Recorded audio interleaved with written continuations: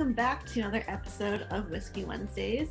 Today, I'm joined by Memphis, Tennessee-based band Blvck Hippie's frontman, Josh Shaw. Really excited to chat with him today. How's it going? It's good. Really sleepy.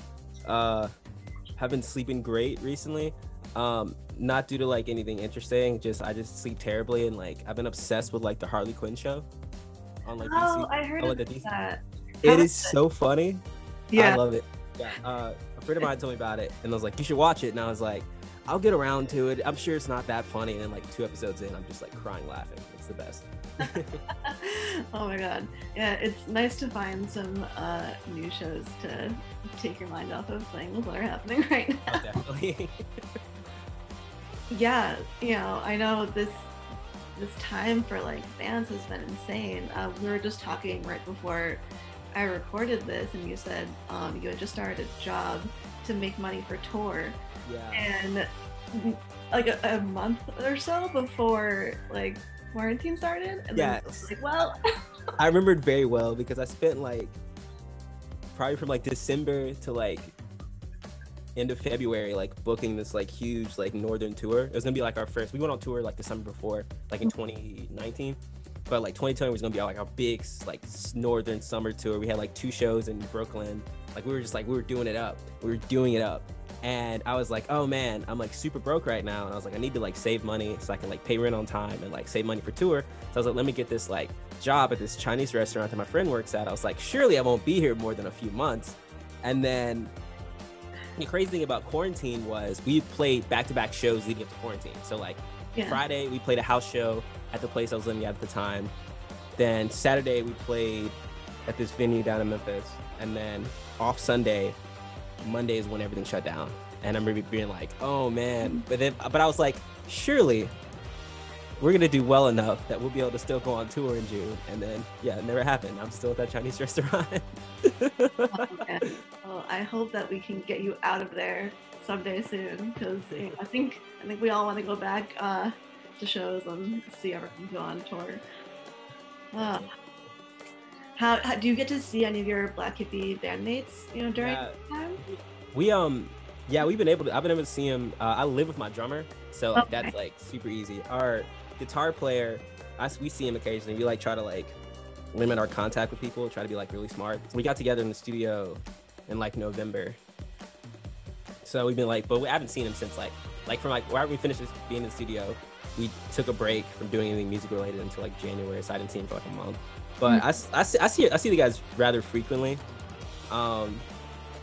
Usually if we're rehearsing or like me and my like roommate are trying to like eat food or whatever.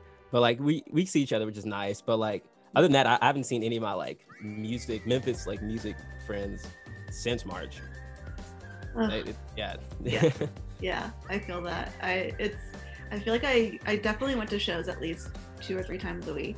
Yeah. And you're so used to seeing like I'm in like the Brooklyn music scene world, and I'm so used to seeing all the same people around, and just like, hey, you're at this show, you're at that show, and like I haven't seen those people for like I think my last show was March 2nd or something. Oh man, yeah. I miss my friends. I miss playing shows. It's weird because like since we have recorded, we're just like sitting on this like unreleased material. And last time we did our EP like end of 2018, it was fine because we were playing shows heavily. So like we don't want even an afterthought. It's like, yeah, we'll drop this at some point, but like we don't have to overanalyze or think about anything because we used to play shows. And now we're just sitting there like, oh my gosh, I just wanted this thing to be out like right now, just so we could be doing something. Because like I feel like trapped a little bit because like we haven't like we played like a few protests over the summer. Oh, nice. And I have a huge backyard. So we did like a social distance like 2 socially distanced outdoor shows. Oh, cool. But but like there's no like real safe way to play. So we've just been like rehearsing just so we don't lose our minds. So it feels a little normal. The album that you say you have recorded, when did you finish recording that? We recorded it in 3 days. 2nd week of November, like a weekend. It was Friday, Saturday, Sunday. It was 10 hours Friday, 10 hours Saturday, 21 hours Sunday. Wow. Yeah, it was intense. It was really intense. So like, one of my friends, I went back to college for like half a second before I dropped out. And I met a guy, I had jazz piano with this really cool dude, and he was hitting me up. He's like, "Hey man, I graduated, I got a job at the studio. I'll give you like you should come through and like record with us." I was like, "Sure." So we came by and it was like super cool vibe or whatever. But we just did it in 3 days because like we don't have like an amazing budget. So like we were like, we want to do an album, but I was like, we got 3 days. So we killed the first day. Like immature idiots, we partied that night. So day 2 was like rough. And then Sunday was like we had to retrack a few things and we were adding all the last little bits and like doing vocals and stuff. But it was rough. I took like a 10-minute nap was all I had. And oh my god. yeah, I was like no one else really slept. Our managers just in there just staying up. They were like going on like beer runs, energy drink runs. They like went to make pasta, brought it back to the studio so we could eat. Oh wow. It was amazing. But it was rough. I was like doing like scream vocals at like 3-4 a.m. And like Vivian was like, "Josh, that sounded so good." And I was like, "That's because it was a cry for help." And then like we ended up finishing the studio. We leave the studio at like 8 a.m. I get home, I take a 2-hour nap, and then I go to work. Oh, and wow. it didn't click to me. I was super tired until like that night. We were like celebrating like champagne, like, "Oh man, we recorded our first full-length album." And then I was just like having so much fun. And then about like 10 o'clock, I like look Casey, my drummer, in the eye, and I was like, "Dude, I need to go to sleep." And I just like go face down into my girlfriend's bed, shoes on, fully clothed, face down, dead to the world. Nothing's stopping you. Yeah, no, I was like, this is gonna happen. But it was but yeah, we did it in like 3 days, and then it's getting like finally like getting the final mixes done. Like a few other things got to get added. Mm-hmm. But it is very ambitious to try to do an album in 3 days. It seemed like it was a good idea, but like it seemed like a better idea until day 3, and then I was like, oh yeah, I forgot, like it's a lot, because like we did our first EP in like 2 days. Oh wow. So that was 4 songs. We like did double the songs in only an extra day's worth of time. Wow. And I can't even imagine a 21-hour day. Like the strain on your after 2 other days of singing and you're screaming. So it's just like that strain in your voice must have taken such a toll after a while. It was really funny because we had this like brand partnership with Guyaki, your mate or whatever. It's like a natural energy drink.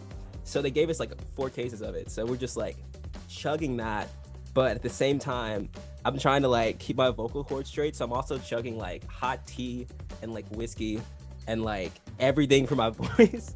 So, but it's just like double fisting all the time. So we're just like extremely, like we all had like probably like 4 or 5 energy drinks a day. So we were like overly caffeinated and like a little buzzed. So it was just like it was just crazy. Like the vibes were really weird. Especially that last night, because I don't know, because it was just all like there's a lot of things I don't remember recording. Like when I re-listen to the songs, I listen to synth parts I played at like 2 a.m. and I'm like, that was so good. Like I don't remember doing that at all. Like it was like I was all just going off just like muscle memory because I was just so not functioning. Oh my god. Well, hey, at least it's recorded, so now you can hear back and see what happened. Yeah. How long ago did you all get together as a band? That is a good question. So Blvck Hippie started when I was probably in 2015. I was like 20, and that math works out. Yeah. And I was a music major when I got my like first degree or whatever, and we had a recording class. I came off a summer where like I had a friend get killed. I lost my grandma, and I went through like a breakup. So I was like super sad, and I started writing songs, stuff like that. And I just picked up guitar too around that time. Mm-hmm. So I was just like playing stuff or whatever. And then Kid Cudi dropped Speeding Bill to Heaven like in like early December. And it was right before I had to turn in my recording project, which was like, so I recorded like a quick EP and under Blvck Hippie, and I didn't release it. And then I started doing a bunch of solo work after that. And I went to St. John in like my senior year of college and like did an EP as that. And then during the summer after I graduated, I ended up like forming a band, which is like none of these members in it. I formed a band to play a music festival that ended up getting canceled. So we ended up like played like a few band shows together. So it was about 2017 we started playing as a band. And then early 2018, our old drummer, which was our second drummer, we've gone through a lot of members. Our second drummer was stepping away from the band and told us his friend wanted to play for us. And that's how we got my friend Casey in the band. He's been playing in the band for about 3 years. And then our guitar player, we picked him up over last summer. He was at one of the protests we played, and he was like, "Hey, dude." I was like, "What's up, man?" I was like, "I'll totally play rhythm for you." And I was like, "You totally should, man." Because I've known him for about a couple of years. When I came back to Memphis from college, I used to run into him in the arts district down here or whatever. And me and him almost got in a fight at a bar together. He was running. It was Maddie, our guitar player. He was running door, and he was like, I don't know, this like couple got mad at him for charging the amount of money he was charging for door. And like, so like they just start going off on him, and I'm like, "Hey, I will pay both of y'all's covers if you guys just like please leave." And they're like, "No, whatever." And then like one of my friends comes out and they try to fight my friend. So like me and Maddie are like, "Nah, bro, we about to beat the brakes off this dude." So that was when we formed a bond. And that was what I do that we could definitely play in a band together. But yeah, we like Blvck Hippie's been in existence since like 2015, but like that was like more of a full band kind of project since about late 2017. That's when we started playing. Yeah. Cool. And who usually writes all of the songs? Is it mostly you, or do you like write together? It's usually, well, in the past, it's always been me. I'll like write the chord progressions, write the lead parts, usually demo it, and then me and Casey, my drummer, get together and we'll figure stuff out, and he'll add a little something, and then I'll bring it to the band. But this record's a little different because out of the 8 songs we recorded, there's like 2 songs I didn't write, like the chord progressions for it rather. Like Casey wrote a chord progression and a half, Maddie wrote a chord progression and a half for like 2 songs. But usually it's like I'll write everything because I play all the lead lines and I play the synth lines and I write all the lyrics and stuff like that. And usually I write all the chord progressions. But now we're starting to get a little more collaborative, where like we bring these chord progressions to each other and then we kind of build off of them and stuff. But in the past, it's always just been me, but now it's more of a collaborative effort, which is weird for me because I'm a control freak. But I really love my bandmates and I love the stuff they write. So it's like we'll be at rehearsal and like Maddie be like, "Oh, look at this chord progression I have," and I'm like, I start playing some over and I'm like, yeah, that's totally a song. So it's kind of more collaborative now. Nice.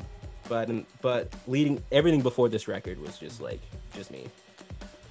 Wow. Cool. And how did you even get into music in the first place? Was it around 2015 when you started this project, or was it earlier than that? So I didn't come from like a musical family at all. I picked up, we had this old Yamaha piano when I was a kid, and it played this Beethoven song that I heard from like a Peanuts movie. So when I was like, I want to say like 11, it had this tiny little LCD screen where like they would show the notes that were played. So I'd pause it after each note of the song, and I would memorize it. So I taught myself that I played a Beethoven song. My parents were like, we should, like, I was like a weird homeschool kid, so they're like, we should put him into something. And so they were like, let's put him into piano lessons. So I started taking piano lessons when I was like 12. And then I went to college and I was like a marketing major, and there was this open mic night and I played piano for like one of my friends, and one of the music majors was like, "Hey dude, we need more piano players in the major, you should switch to music." And I was like, sure, I don't know what I'm doing with my life, I'll switch to music or whatever. So I switched to music, and like my plan was to be like a music like on the business side or whatever, or like try to be a session musician, which is pretty gross aspirations compared to who I am as a person. That wouldn't have worked. But 2015 was when when music became like the only coping mechanism I had with like all my like my mental health issues and stuff like that, and like all the added things on top of me. That was 2015 was when I like grabbed onto music as the only thing I could like express and figure out what to do with what I was going through. Other than before that, I was like, I don't know, I just wouldn't deal with it, or I would just like lash out at people or drink. Because that was during like 2015 was like 2014, 2015 was like I think the longest period I was ever just like sober when after like turning 18. So I had nothing, but all I had was music. So like 2015 is when I like picked it up and like cared about it. And I was like, and I just started singing. Like I didn't know what I was doing. I was just like, I want to write songs about what I'm going through. Yeah. And I don't even care that like I don't know what I'm doing, because I was playing an instrument I just picked up because I'm a piano player. I wasn't a guitar player, so I didn't know how to play guitar. I didn't know how to sing. I didn't know how to write songs. But I was like, I have to do something. So like that was when I like me creating music kind of became like a serious thing. Before that was like really weird psychedelic instrumentals I was making off like with like synths and like weird program drums, like this, like the summer before. But this was like the first time where I like sat down and was like, I'm going to like spill my guts into this music and like take it seriously, and it's not just doing it as something to be cool.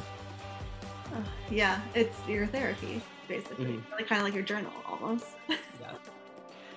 Yeah. Do you remember the like first time you like forced yourself to sit down and like feel those things and write something? Yeah, I do remember. It was I don't know if it was the first one I wrote out of the, because I would write to get better at it. I would write 3 songs a day. I would like just isolate myself and do it. But I remember one of the first songs I wrote from those sessions was about my friend that got killed, and it was a 7-minute song, and it was 2 chords because at the time I only knew 5, so it was 2 chords, and it was on acoustic guitar, and my strumming was terrible. But I remember just like crying and just scribbling in my little journal and just being like, and like finishing it and being like, this is a really good song. And it kind of like, in a weird way, it made me happy that I'm like really messed up in the head, you know what I mean? It made me like feel like that there's a, like, it's okay that that's a thing because I can do something with it. It kind of gave me like comfort in being like messed up. It just, that's, I think, the big thing that I love about music is that whether you're writing it, singing it, listening to it, experiencing it, it's, people like music because it makes them feel a certain way. It makes them relate to words or a song, or like help them through a time. And it's the best. That's cool though, that you were able to put all of that like hurt and pain into words and feel really, really proud of that came out of it. How has it been like navigating the indie rock world as a Black musician? Because that is not a very like superfluous thing, unfortunately. And I would just love to hear like your experience. It's really interesting.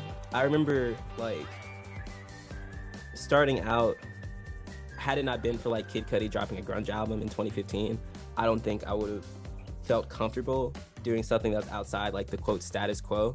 Because like whenever you're like a musician, even like growing up like classical piano player, you know, it's weird. You're already weird and different, and you're not like what people expect you to try to be or try to achieve. Like I like rapped in high school a little bit. Nice. It was terrible. I should have done like it was like so like trying to force myself to fit into a mold.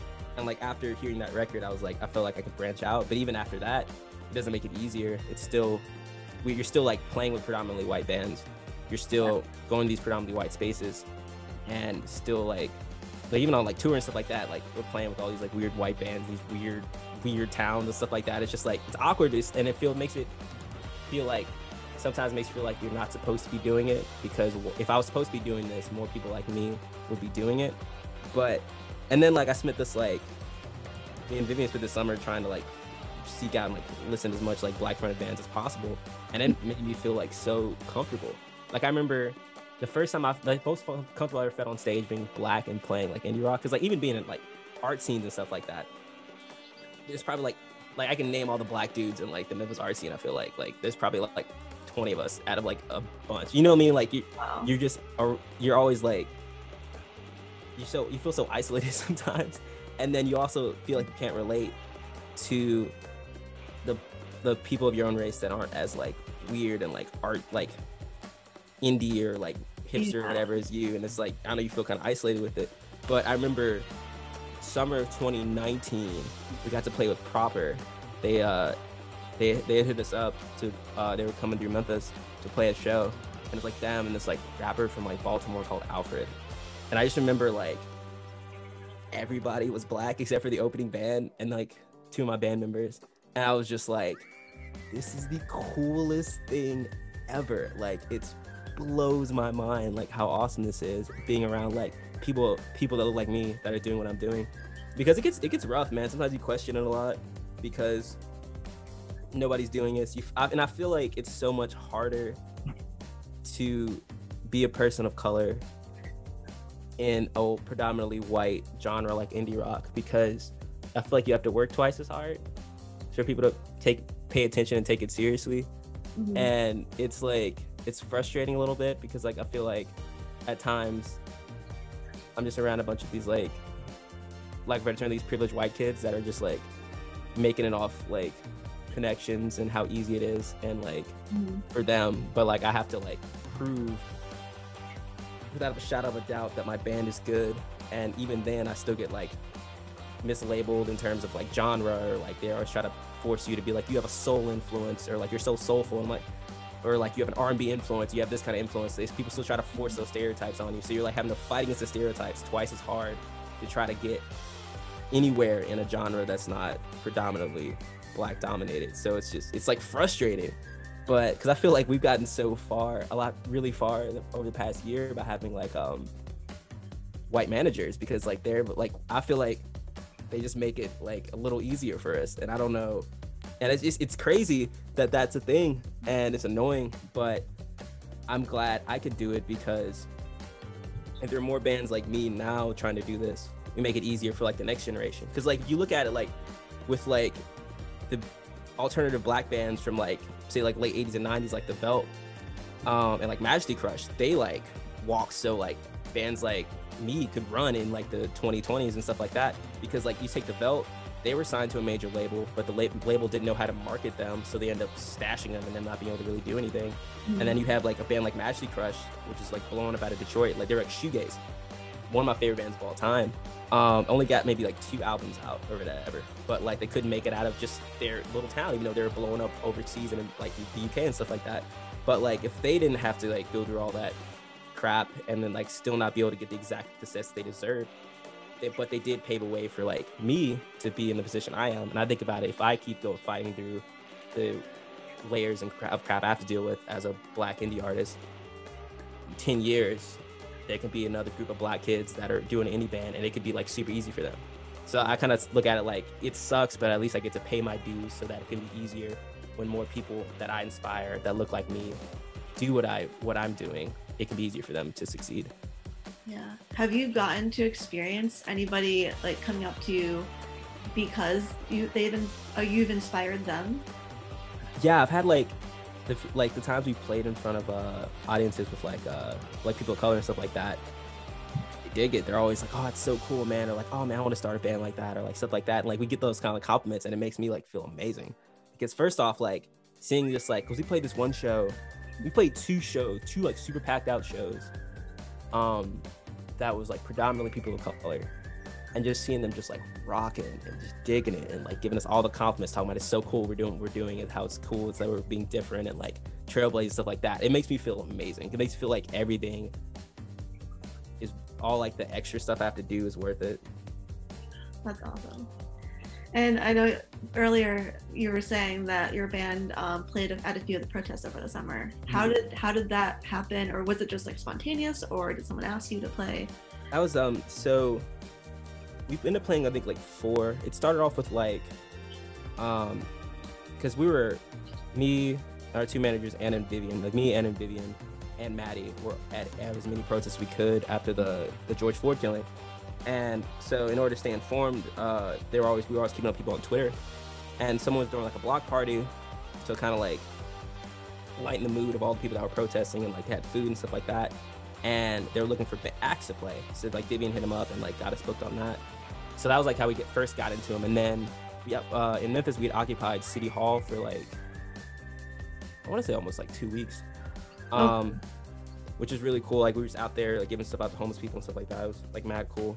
And but they would have acts come in and play, so people had already heard of us due to the block parties. People were asking about like, hey, can like Blvck Hippie play? So like one of the people organizing like reached out to us, and we got to play, which felt like really cool, because first off, it was like a nice way to like end the stress of having to like deal with like cops and stuff during the protest. Yeah. But at the same time, it felt really cool to like be like the Black act that was like super different and weird and like different than the status quo, and being able to play in a protest for Black lives was just like super cool. Like the coolest feeling, one of the coolest feelings I've ever felt. And just like looking out and just seeing people just like rocking and enjoying themselves, even though like we're all like stressed and like trying to figure out what's going on with the world and stuff like that. But it was cool. But that's how we kind of got into it, just like Twitter. And after playing the block party, people like hearing about us and like wanting us to play. Was that like an easy decision for you to play during those protests, or was it hard for you to like think about playing music and during that time? It kind of got me okay with playing music, because like after that, like, cause it's always so hard to like, I feel like another thing you have to deal with when you're like a marginalized person and you do art is like when something happens to your demographic of people consistently, and when like little things trigger it even more, it's kind of hard to figure out like where you fit in and if it's even your place to do art when you should be trying to fight for something, and like try to figure out how you can fight using what you do. And I kind of like, I didn't really like, after like the George Floyd, I didn't like touch a guitar. After Breonna Taylor, like I didn't want to touch anything. I didn't want to do anything musical. All I want to do was just like fight and like, I don't know, like not like riot, but like kind of want to riot. Like I wanted to burn something. I was like angry. I was like, I don't know what to do. And getting asked to play the block party kind of like maybe put in perspective, like, oh yeah, I'm an artist. I can use my art to raise awareness. I can use my art to put myself in a position that I can help my people in any kind of situation I can help the inner city. I can do all that stuff through my art. I need to focus and stop trying to like ignore the fact that my art can be what can make changes. So that like getting to ask to play or getting like signed up to play or whatever, it kind of forced me to like start thinking like that again, and stop being so like just so angry that I can't even focus on the one gift I have that can make a difference. How did you feel after you got to play? Like, what was like the emotion, or like during, like what it was crazy. During, I remember during, because I kind of black out during the show sometimes. Yeah. But I saw there was these like 4 little black kids that were like playing on the drum set, and we were like waiting to like, cause we were on the street, so we had all our gear set up and like stowed away until we could play. These little kids that were playing on there, and I just remember like seeing them like watching me like shred guitar and just like getting into it. I remember seeing that and being like, hopefully like all 4 of those kids like want to pick up an instrument after this, and like think that like that's what I remember. And I remember after just feeling like amazing, just feeling like a weight had been lifted off my shoulders, because then I was like, oh, okay, I'm an artist, like this is what I do. Okay, cool. I can readjust my focus. I can like do music again. And that kind of goes back to before, when you kind of started using music as your form of therapy. Yeah. And that's what you did this time too. It's cool. Yeah, it was nice. It was much needed, I feel like. I feel like if we didn't do that, I probably would have lost my mind over the summer. Between like getting cooped up and all the tensions and anger. Then after that, were you inspired to write at all? Like, did you write anything new, like based off of those experiences? Not really. I had gone through a kind of a writing hiatus after our first EP. I couldn't write for some reason. I couldn't write. And then the weight kind of got lifted off my shoulders a little bit when early last year I wrote Bunk Bed and Roads. But even after then, I was still kind of like not really sure about like, I don't know, kind of like it was like a little after like being around my daughter a lot and kind of like cleaning up my life a little bit and being a lot more responsible. I kind of like lost my way artistically a little bit, because I didn't really know who I was anymore, or like what to write about, or like what to talk about. And it took like my girlfriend telling me, it was like, you should write more honestly. Because I write honestly, but I used to always like dodge behind metaphors and stuff and like use these analogies and stuff like that. She was like, just be honest, like talk about you, what you're going through. And I went through and like re-listened to a lot of old recordings and realized I always just talked about what I was going through at the time. Because I kind of got into that state you get when you like write a bunch of songs about something, and even if you're not directly experiencing that anymore, you feel like you still have to write about that, but you can't write it authentically. So after the protest, I still wasn't writing much. I didn't really get back into writing until probably closer to November when we started recording the record. Around like probably like September is when we started like really getting hardcore into writing again and working through our songs.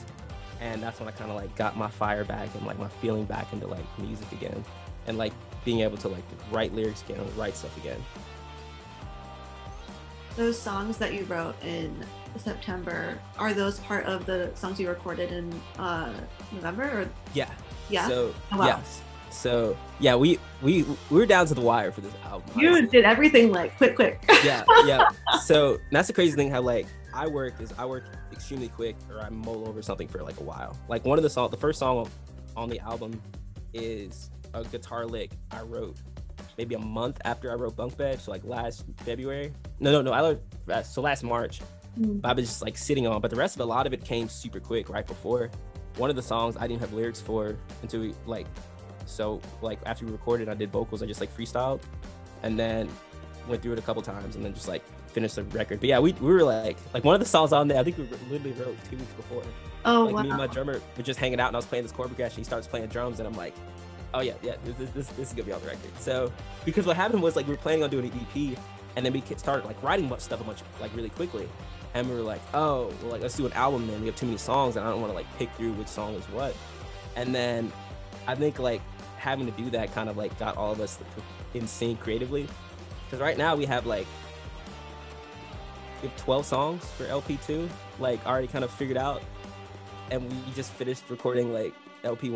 Wow. You know, so it kind of like unlocked it and kind of got our brains going again, because like usually if it's something that happens quick, it's usually the better idea than when we mull over it for a while.